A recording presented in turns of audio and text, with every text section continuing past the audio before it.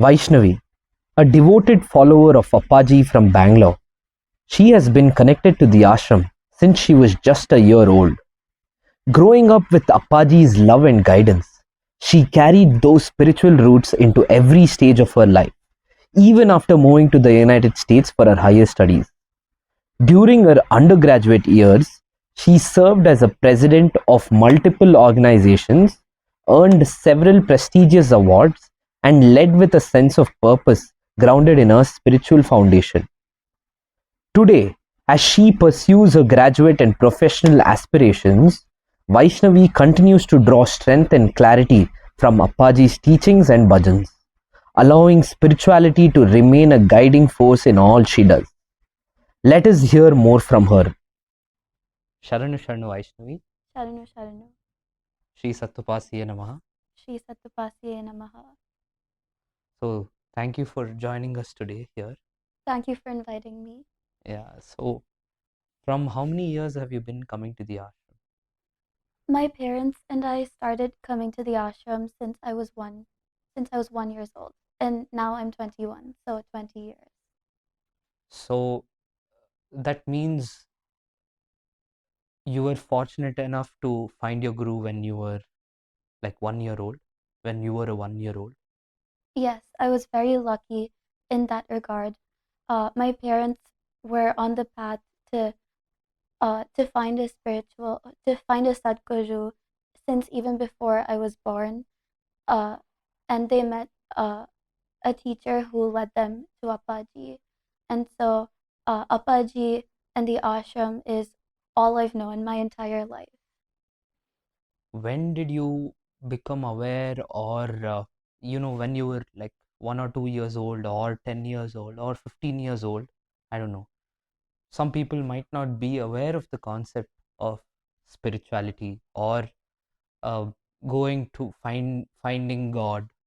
When did you really want to come to the ashram, and when did you really take Appa or Sadguru's teaching very seriously? Well, I definitely agree with you. I think when I was a child, I came to the ashram just because that's what my parents were doing. And I would go to the ashram, I would go to puja, I would play with the other kids my age. But I don't know if I consciously assimilated Appaji's teachings uh, when I was young. Maybe unconsciously I did, because that is obviously what uh, drew our souls to this path during this life of ours, but consciously I probably did not. I think it definitely took me a few years, probably when I was in middle or high school, to actually start understanding uh, what spirituality was about, what Appaji's teachings encapsulate, and why we should be on this path, and why it's so important to have a Sadguru, not just a guru, but a Sadguru. And to me, having a guru is very important. For example, I've learned Carnatic music since I was 5 years old, and I have a Carnatic music guru, and she's my teacher. But the Sadguru is the most ultimate teacher to me, because the Sadguru is the teacher that takes us on the path of truth. And it really took me until middle school and repeatedly going to the ashram to understand how truly lucky I was to have stumbled upon our Sadguru Appaji. So you say you were in middle school when you were aware, or um, that you felt it was important to go towards this, right?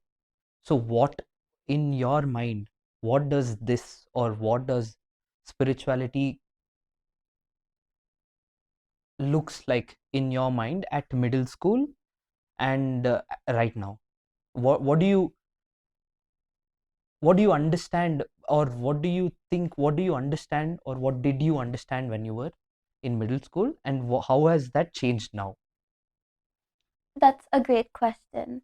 So in middle school, I I don't fully vividly remember exactly what I thought at the time, Mm-hmm. but uh, I mean, most of us in the ashram follow Hindu culture. Mm-hmm. And so back in the day, I tied spirituality and Hindu culture very closely. Okay. Uh, because we would worship God. We worship Dattatreya, which is Brahma, Vishnu, and Shiva. But now I view, while I still hold Hindu culture very close to my heart, and I think that it is very important, I view spirituality more as a way of living.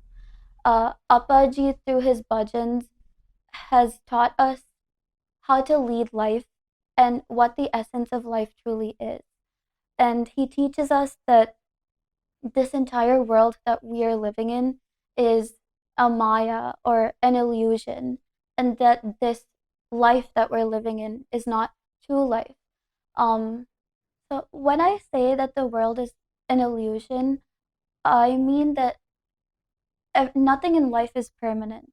The only the only certain thing in life is that we are going to die.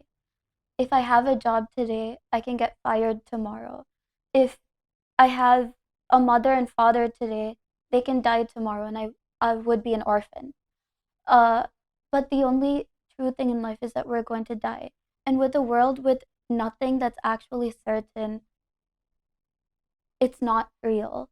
The only real thing is our relationship with God and being one with God. And the path of spirituality teaches us how to detach from this illusion of a world Mm-hmm. and to become one with God.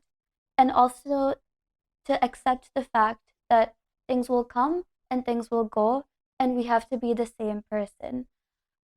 What I find that spirituality has helped me with is that it helps me stay the same no matter what I'm going through in life. I see people who come in and out of relationships, uh, get new things, lose new things, and then they become very happy and then they become very sad. And that happens to me too. But a part of spirituality to me is accepting that none of these things or people that we have around us are real, and that our only real relationship and real joy in life is our relationship with God. And so that has helped me a little with accepting the waves of life, the highs and lows. How did you come to this like definition? Like, how did you read somewhere, or did you listen to someone, like a lot of spiritual masters who say some, like, who talk about the subject? Did you understand from that, or how did you come to this conclusion of, or this definition of what you have as spirituality? Yeah, to me, all of my all of the spiritual masters, all of any types of readings, all of them can simply be uh, summarized into Appaji's bhajans. I think that all of the bhajans that Appaji has written has the answers to all of our questions in life. And how I have learned more about this path and how I try to better myself as a person is by singing and reading and understanding Appaji's bhajans. Kannada is not my first or second language, and Appaji's bhajans are all in Kannada. So I took it upon myself to learn Kannada so that I could understand Appaji better, and also to understand Appaji's bhajans better.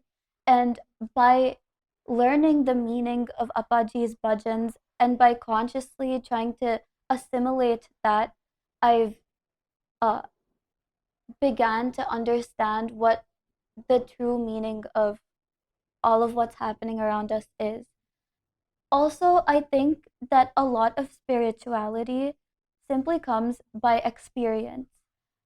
When I say that things aren't permanent, uh, for example, my grandmother and my grandfather and I were very close, but then my grandmother died in an accident, and my grandfather died uh, because of a heart attack. And all of these things, they keep happening and happening, and you truly start to reflect and you realize that nothing around you is actually real or permanent. But the one thing that never fails to give me joy in life is when I'm praying, when I'm doing bhajans, when I'm with Appaji in Appaji's presence, when I'm doing seva in the ashram. These things have never ever let me down. And from the conversations that I've had with other bhaktas, it doesn't seem to let anyone else down. We're always so joyous and happy when we are in Appaji's presence. And that really uh, increased my faith in Appaji's teachings, in Appaji, and this path that he is taking us along on. So you talked about finding answers in the bhajans, right? So when you say you found answers, what kind of answers did you find? Did you find answers to some problem you were struggling with, or some question you had in mind, or something about the world, something not about the world, something about, there are so many things. What were, like, what did you find answers to? Yeah. So the thing that I simply love about Appaji's bhajans, compared to any other bhajans that exist in this world, is that Appaji's bhajans are so relatable from a bhakta's perspective, because they depict the different phases of life that a spiritual student goes through in life. Whereas other bhajans, they praise they praise Bhagwan, and they cry out to him, and Appaji's bhajans do that as well. But Appaji wrote all of those bhajans from his heart, uh, picturing his journey as a spiritual student himself, and that makes it so relatable for us, because we're on the journey that once he was on before he um, attained enlightenment, and once he became a self-realized person. So everything that Appaji writes about in the bhajans is so relatable. Uh, Do you want to give an example, probably? Take out some any favorite bhajan of yours. so my absolute favorite bhajan that Appaji has written is Varavanda Beduve Guruve, E Bhavavinde Mugiso Ni Sharanagi Beduve, which means, uh, "O Lord, grant me one boon," and that that boon is that I wish to surrender to you before my life ends. Colloquially, Varavanda Beduve Guruve, E Bhavavinde Mugiso Ni Sharanagi Beduve. Uh, I've also written the translation by another bhakta. Uh, the translation to English is, "O Guru, I plead unto thee, you finish off this realm of impermanence for me right away. I will surrender myself totally." Ati ase gorli situ bhavavu, gati gedisanna kaditu dinavu, which means, "This worldly realm of impermanence increased my desires. It haunted me every day, making me an orphan, pauper, left with nothing." Which is very relatable to me, because I feel like my desires keep going on and on and on. When I was in school, it was about getting a good grade on a test. Then, once I was in high school, it was about getting into a good college. Now that I got into college, I wanted a nice bed to sleep on, I wanted a nice mattress topper.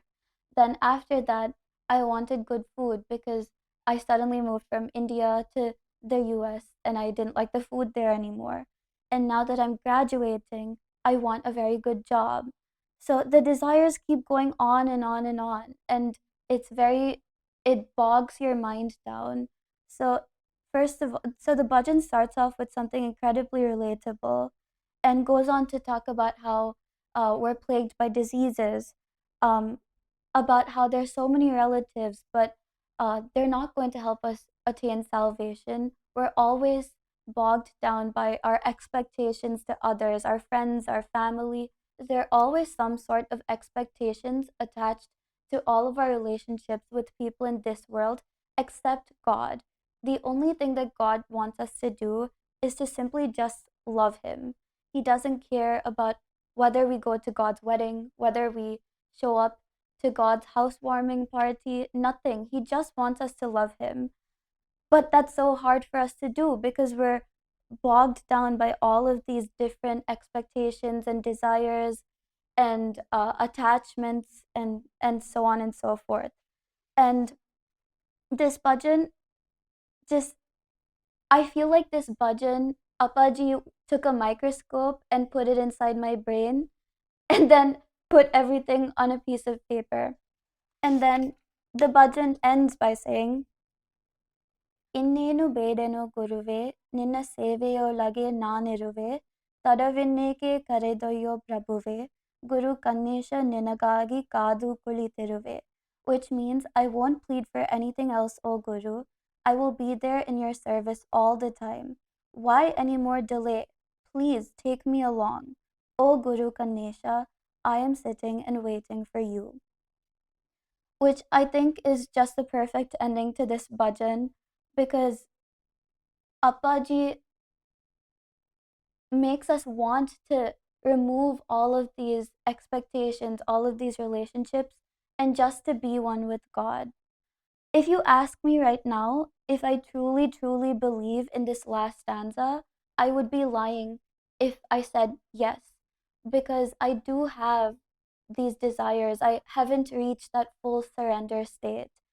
But by continuously making us sing these bhajans over and over, I believe that Appaji also believes that we can reach that state, because these bhajans itself, to me at least, are like a meditation and a dhyanam, because they constantly reaffirm the type of state that a spiritual student should reach in order to attain mukti. Yeah. So, all this I agree with. Yes. But why now? You're like 21 years old. You have like a full life. You have things to worry about, your college, your job, probably what to do next in life, which area to go into.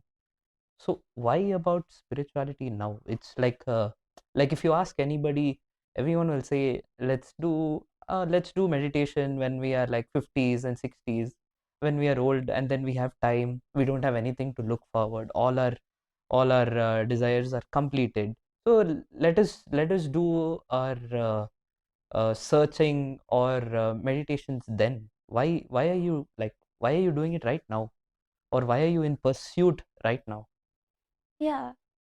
I believe, again, I believe that the only certain thing in life is death. And it's it's interesting because death is something that we cannot predict. I don't know when I'm going to die. I don't know when you are going to die. You don't know when you're going to die. Agreed. I could walk outside right now and a car could crash. It could hit me and I could die on the spot. And so, and also, we are lucky enough that we have found such a great Sadguru at such a young age. We probably met Appaji at such a young age because of some good deeds that we did in our previous lives and some good karma that we've accumulated from our previous lives. And so we're lucky enough to have met Appaji. So why should we waste that opportunity by delaying all of these things to when we are old?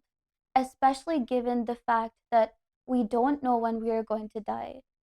And so if we die tomorrow, we shouldn't regret that we were continuously delaying this until some arbitrary future that we don't know when is going to exist. Very interesting.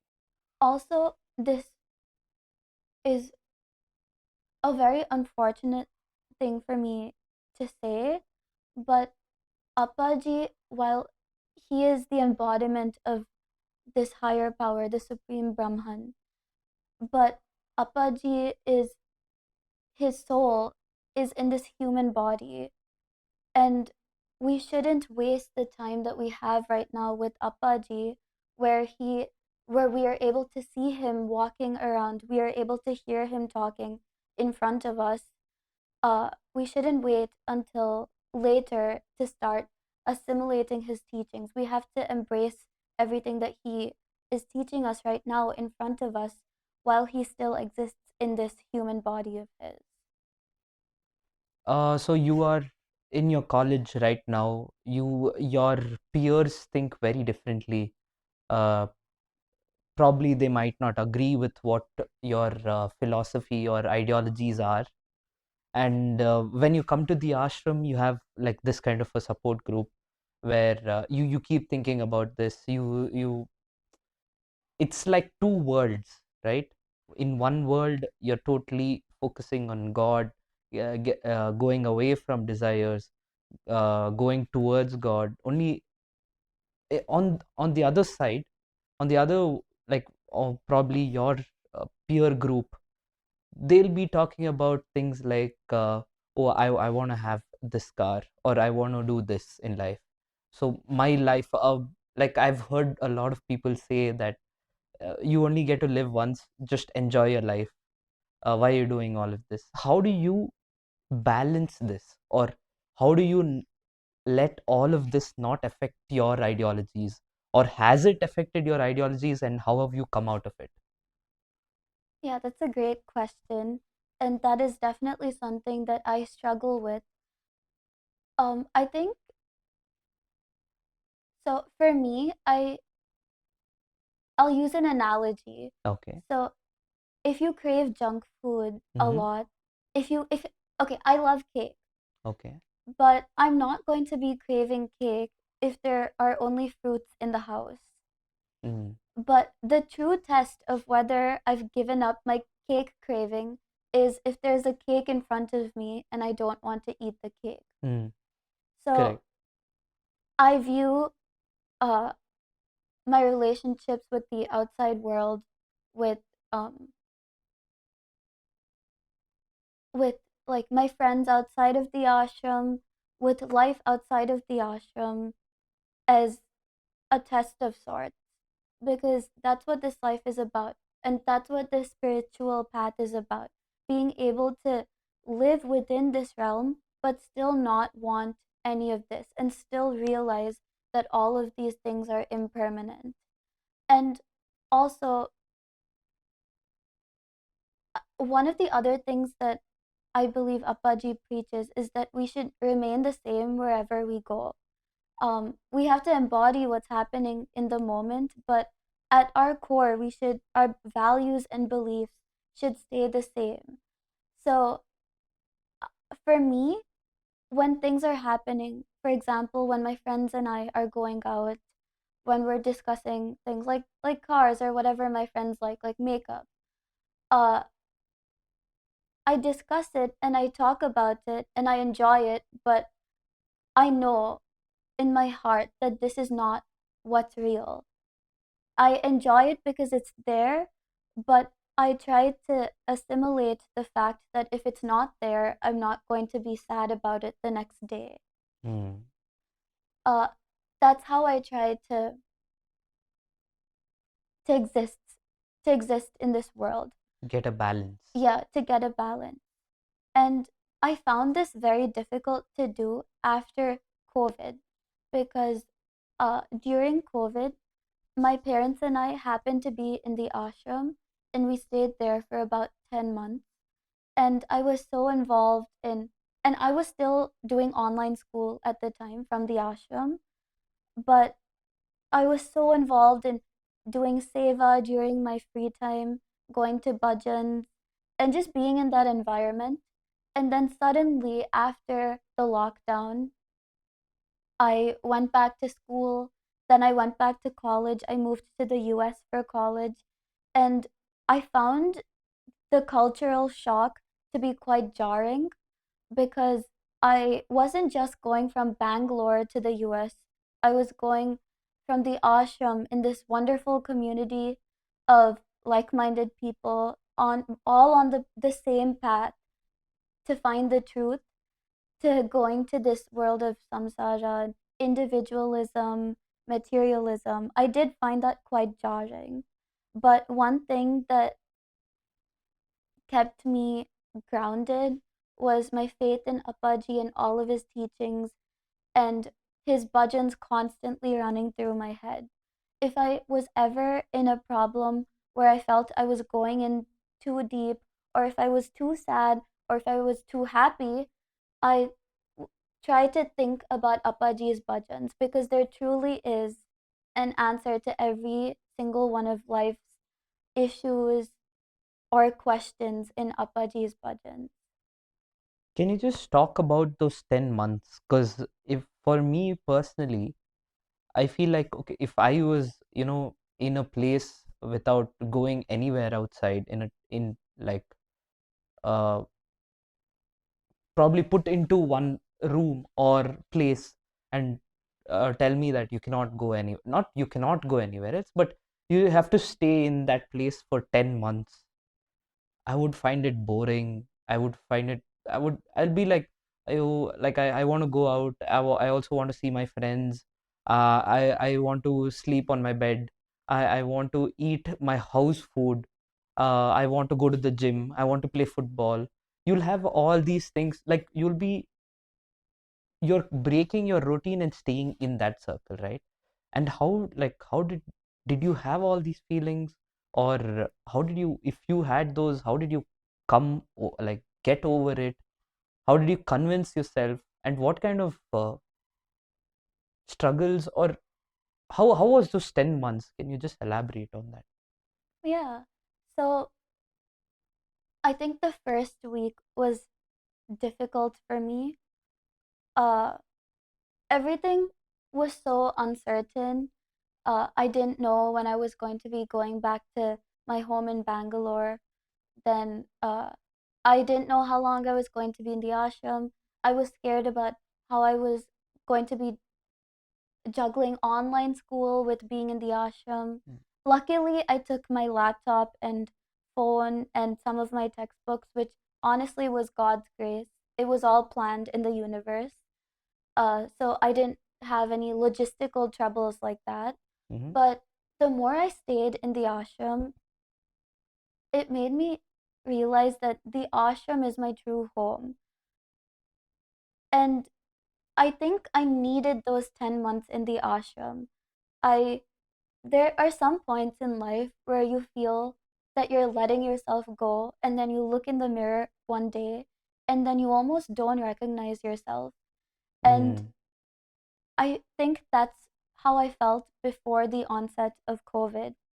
And I think that this was honestly a divine intervention for me to have been in the ashram for 10 months, because the way I truly understood the joys of singing bhajans, of doing seva, uh, and also COVID was when I really, really started to write down the meanings of all of the bhajans and really started to um, internalize the meanings of these bhajans, and they it definitely helped me get closer to God.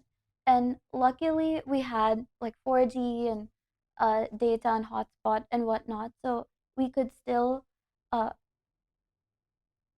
be like carry out our worldly duties, because I believe that that is also important. You can't, in this world, especially in Kali Yuga, it would be quite tough to pursue the spiritual path without having your basic necessities, without having your basic like physical health, financial stability. At least for me, I think those things are a little bit important to be able to like commit to the spiritual path. So I could still stay connected to those things while like learning more about the spiritual path in the ashram. It was definitely tough after the fact, moving after those 10 months back to Bangalore. I think there was one point where I had a lot of exams and stuff in the ashram, and I was doing so much, uh, and I was very involved in the ashram activities. And at some point, I was like, why do I have to go back to school? Why do I have to do my exams? Why do I have to go to college? Why can't I just stay in the ashram and just do seva and do meditation? But then I realized that God has a plan for everyone. And as of this moment, God wants me to be able to do all of those things and also still be connected to Him. And I do believe that that is possible. Mhm. If God wanted me to only be in the ashram and do seva all day long, then I might have been born into a different family. Uh, Different surrounding. yeah, different surrounding. The fact that I was born into the environment that I was in shows that I do need to be, God expects me to balance these outside things and the external world with my internal quest for spirituality. And I guess during the 10 months, I learned a little bit about how to balance these things. And obviously it was a beautiful 10 months. Uh I learned a lot, and it was very sad, definitely very sad to leave the ashram once school became in person and such.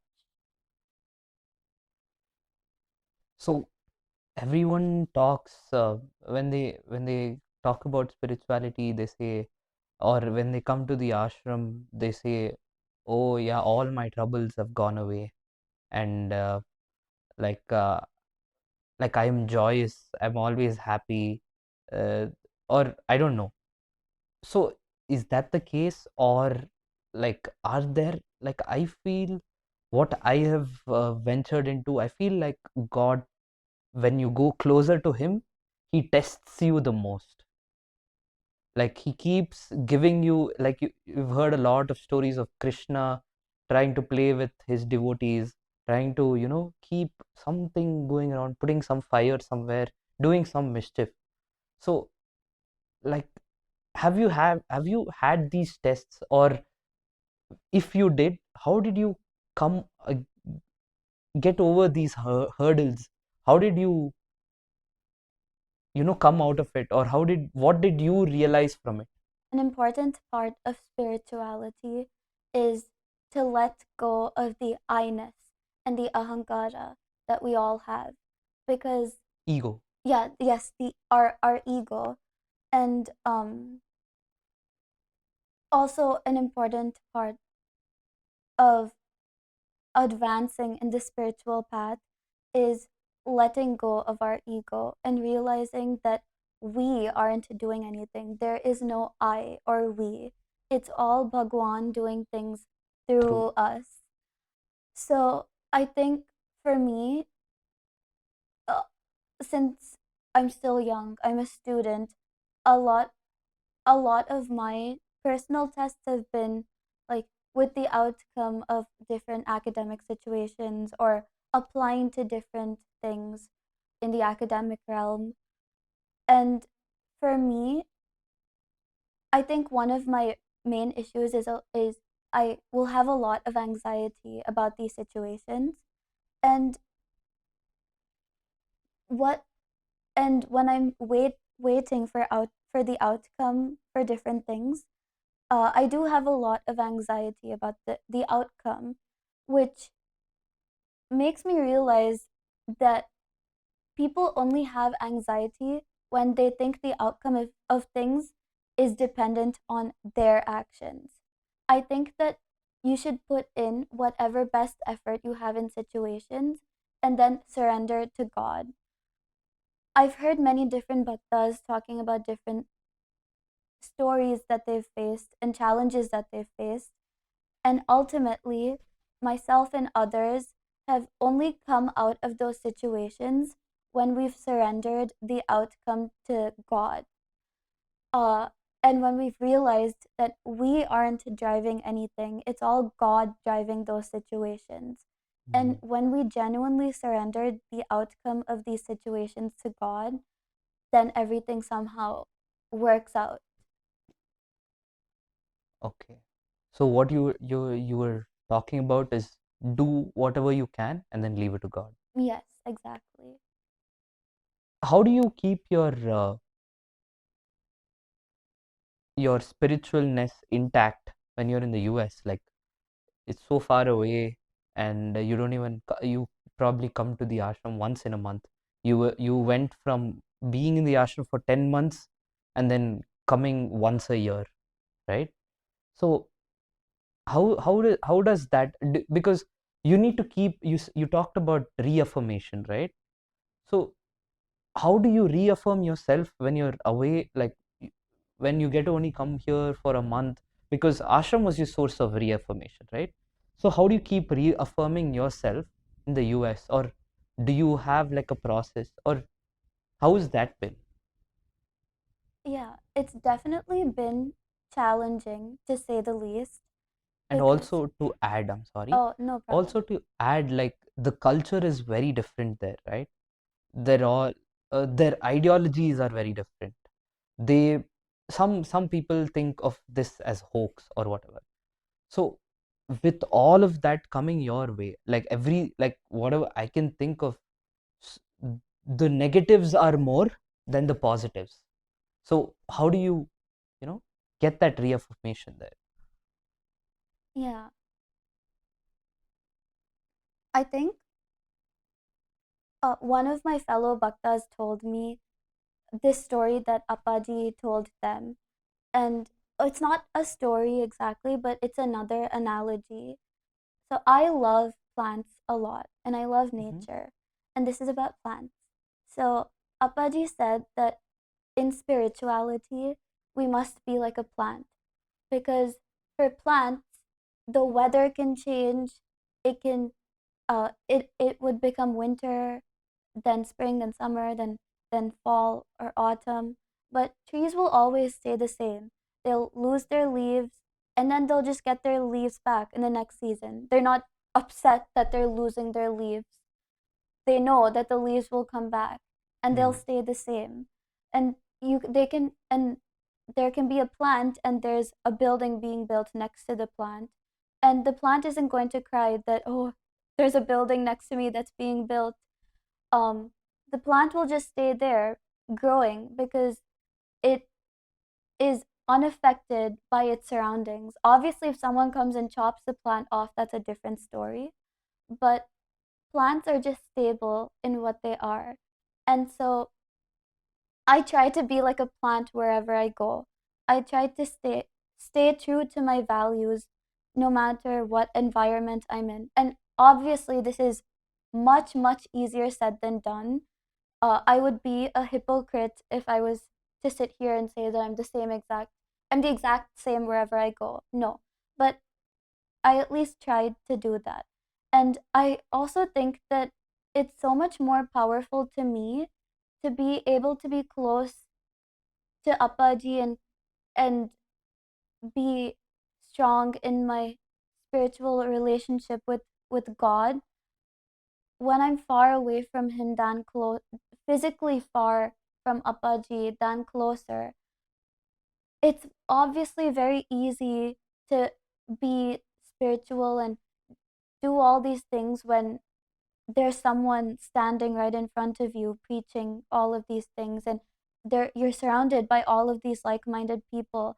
But I think that there's something so much more powerful when you're away from it and you're still able to have that relationship, and that is something that I value. And again, I take my bhajan book with me wherever I go.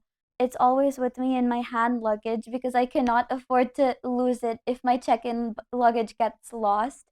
And I try to do bhajans as often as I can because I do think that bhajans are very relatable. And while bhajans depict our struggles, they also depict the answers to these struggles. So, and I feel like when I'm singing the bhajans, Appaji is just talking to me and I'm having a conversation with Appaji. You don't even need to sing the bhajans, you can just read them, and it reads like a conversation with God. And I know that I can have that conversation with God no matter where I am if I have my bhajans with me and I sing or read the bhajans. So you get your reaffirmation from the bhajans, Yeah. and that's your connection to God is through the bhajans. Yes. You can say that, right? Yeah. Sometimes it is tough because Appaji obviously has the purest soul of all. Is just the embodiment of purity, and sometimes I feel disgusting even trying to sing the bhajans because, for example, there's a bhajan that it's titled Ye ke nirdaya na deyo, and it shows that Appaji has gone through so many struggles to please God, and God isn't responding to him. And sometimes I feel like I haven't done as much as that, so I shouldn't deserve to sing this bhajan. Mm. Uh, but I still try to power through and maybe find a different bhajan if I'm not in the mood for that one. And if I sing the bhajans enough, I know that I'm putting in that effort, and Appaji will meet me at least halfway there, and he'll help me reach that state where I actually can sing the bhajans because I do want to reach closer to God. And so hopefully by singing them enough and enough, even if I haven't reached that state, hopefully I know that God will help me reach that state. That's really very nice that you have this much clarity at this age. I myself don't have so much clarity. The fact that having so much faith and you willing to put your efforts in the academic and in the spiritual side shows how determined you are to go towards the truth. I I appreciate that, but all of the things that I'm saying right now are in theory. I know all of these things in theory, but sometimes it is tough to actually practically assimilate this information. But again, I I believe that if you say things enough and if you can manifest them into reality, manifestation is very on social media right now, and I'm a huge supporter of manifestation. So I think if I say these things enough, I'll believe them. But I know in my heart that I do believe it. Unconsciously, I do believe these things. I just have to connect my unconscious and conscious parts of my brain. That's truly amazing. Thank you so much for sharing your experiences here. And I feel as a peer in this school of spiritual life, I feel like okay, and I feel like I can relate to a lot of things, and also know that there is a way to tackle these things. Like you said, reaffirmation is a huge reaffirmation plays a huge role in spirituality because you're trying to go towards something that is not seen by the naked eye, so you need to keep reaffirming yourself. So what I learned from this whole thing was how much we are not we have to take from Appaji's bhajan and keep reassuring ourselves that this is the path. Stay like a plant, don't waver, just stay, Yeah. just be in between, don't react to anything. Is that correct? Yes, that's absolutely correct. And you said just be. That is a motto that I carry through my life. It's actually been my WhatsApp status for the last 5 years. Just be. We just have to be. That's all we have to do. Um, and my dad happened to find this um, passage about just being in some book that he was reading about spirituality, which was a huge coincidence, I guess. Um, yeah, we just have to be, just be, and I think that life will work out, and hopefully, and we'll get closer to God. Let's just try to be Yeah, be yeah, let's be. Let's be. Jai Guru Devadatta. Jai Gurudeva Datta.